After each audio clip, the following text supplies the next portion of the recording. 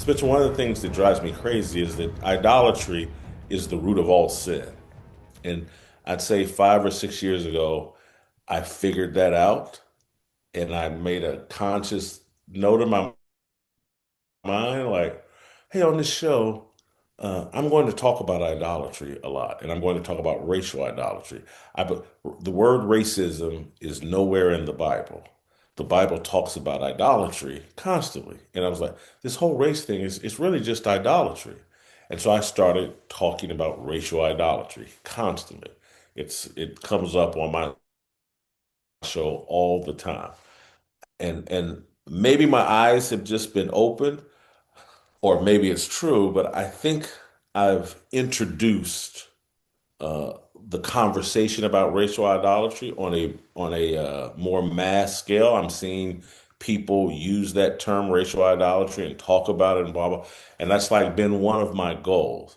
We need to use the language of the Bible to address the problems we're having in America. The secular crowd injects all these words that aren't in the Bible and have us, hey, talk about racism. And so they've defined the conversation. And so I'm trying to redefine. No, let's talk about racial idolatry. This is biblical. This is how this is an idol that needs to be chopped down. And instead of letting them define the big public conversations and what's over social media and what's normal, we should define it by injecting God's words into these conversations. That will make us argue these things on His terms, not their terms. Man, yeah, I do remember when the first time I heard you say racial idolatry, I sat there and I said, well, that's exactly what it is. It's not racism, it's just idolatry. And you're exactly right. I was going to encourage you, John Newton, the man who wrote Amazing Grace. Have you ever dug into his biography before? Uh-uh. He was actually a slave trader and kind of like a real nasty pirate type guy. Back then in England, men used to have these contests where they would see how long they could cuss without using the same cuss word. And John Newton was the world champion of that. And he got saved and wrote the song Amazing Grace, how sweet the sound that saved a wretch like me. So that's that I've always thought about that. Matter of fact, he actually went overboard. I think got drunk and went overboard on a ship one time, and they had to shoot a whale harpoon and hit him in the leg, and he walked with a limp most of his life Wow. because of that. So, very interesting guy. And I think that we are all sinners saved by grace, and we get saved, and God changes our hearts. But we got to work on that sanctification, and it's like a polishing process God does over and over again. And I think we all grow in grace and knowledge through the years. And but I think unless people do this, unless people receive Christ and start getting the Bible into their mind and allowing the Bible to help them develop a Christian worldview, there is no solution for these problems that we're presenting here. And really that I think that's the real work. And the politicians and the social justice warriors are going to say there's some political, cultural, social solution to this, but I think that ultimately this is a spiritual problem. And I think that there is no, I mean, once the spiritual side gets fixed, I think the cultural side will fix itself. And unless we do that, man, I mean, it's like we're rearranging deck chairs on the Titanic. That's all we're doing. And but racial idolatry, I want to back you in that and making that a mainstream term, racial idolatry. I'm gonna get a T-shirt with that and wear it around town so everybody can look at me. That would be It's gone mainstream. I see it everywhere now. good. I see it everywhere, and it's been just to consider. And if I think if all of us as believers, trust me, there's many other examples of this in the Bible, and if we just normalize it as a part of our conversation, normalize it as how we communicate over social media, it'll catch on because the left knows the power of the tongue. Satan knows the power of the tongue. It's like we don't seem to understand it. That like when we surrender language to the left, and again, it's like I try to watch myself with all the young people slaying. People say cap. That's a way of saying lying. And I think it's a mistake for me to adopt that language.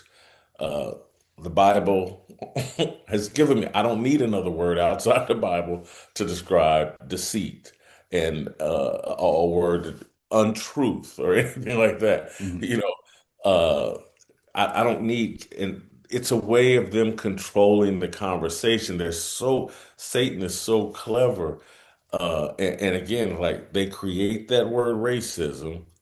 And think of how many TV shows and TV segments, radio shows and radio segments that have been spent discussing racism rather than discussing what God wants us to discuss, idolatry in all of its different forms.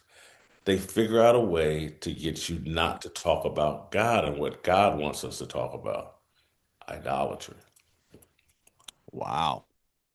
Wow. I'm gonna chew on that one for a long time because you're exactly right. You control words, you control the narratives, and if you change the words, you change the narratives. Are there any other things you can think of where they just change the word? I mean, like, you know, LGBT is just, it's not, there's Sodomy, Bible words for that, not even close sodomy, to it.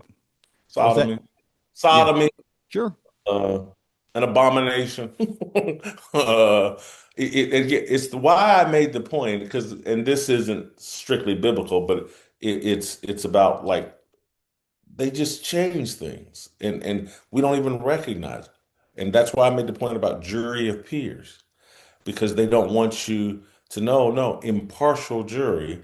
And if you go look at the Carmelo Anthony case, the people that were struck down and struck out of that testified in open court that they couldn't be impartial. And so what they actually did by eliminating those people is consistent with our Constitution. But the media has us talking about a jury of peers. And that's not what our Constitution. And I was watching conservatives on TV, on big platforms, talk about did he get a jury of his peers? They're holding a debate about whether he got a jury of his peers, which isn't promised. So we're talking about something that's not based in reality. Hmm. An impartial jury is what is promised, and that judge and that prosecutor and that system created an impartial jury and eliminated the people that went in open court and said they had a bias towards Carmelo Anthony. It's, Hmm. Well, I'm we sure an did impartial exactly what it was jury. supposed to do. That judge. Yeah. Well, I mean, like an impartial jury is somebody who doesn't know who you are, but they know what you did.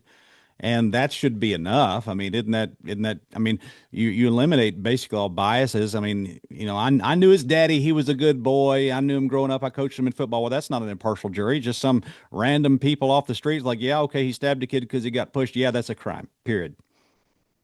Impartiality is not decided by skin color. It's decided by a set of values. And trust me, I want an impartial jury. I want. I couldn't care less about skin color.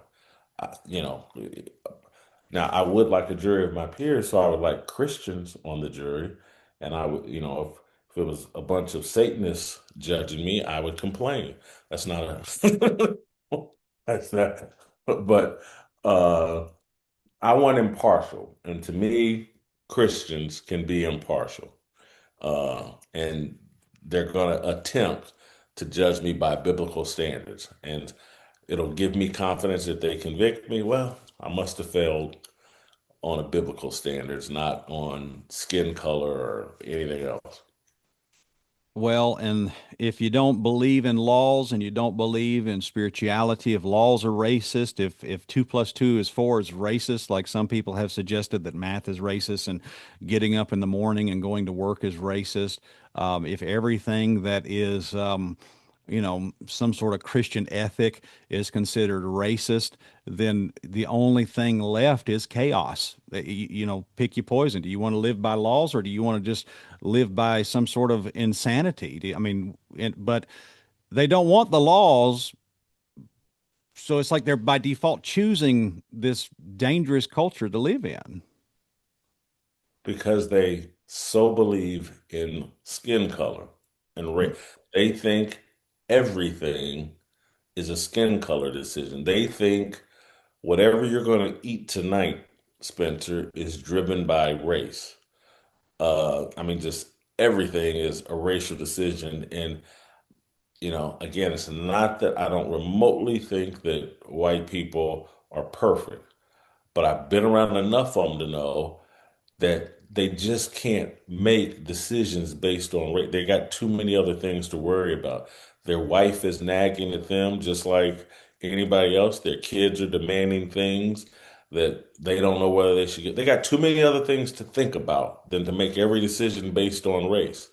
I see it with my own eyes, and they make snap decisions just like anybody else that have nothing to do with race, but just like, man, I'm overwhelmed. My boss is up my butt. My wife is mad that I didn't do this, and my kids want to go here for vacation, and my next door neighbor hadn't cut his grass in a few days, and my car broke down. I ain't got time to think about what can I do to harm black people today. Uh, I'm just